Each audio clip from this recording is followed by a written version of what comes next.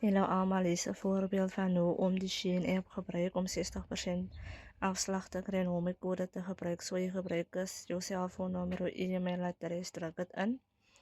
Je zal zien daar, hulle wijst je registration success.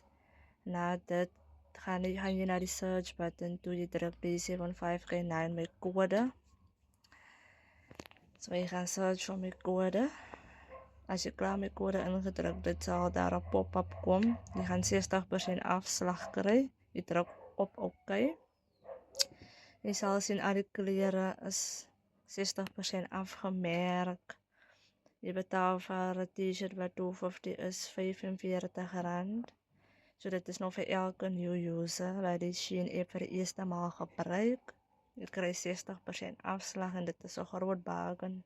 Want dan betaal je minder op je kleren als die gewone prijs. En als je mijn code gebruikt.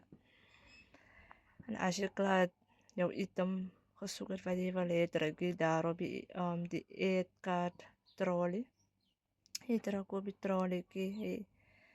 Maar je moet zeker maken, net die items in je kaart, niet andere items. Nee. Als je klaar dit gedaan hebt, maak zeker je druk op je apply coupon button.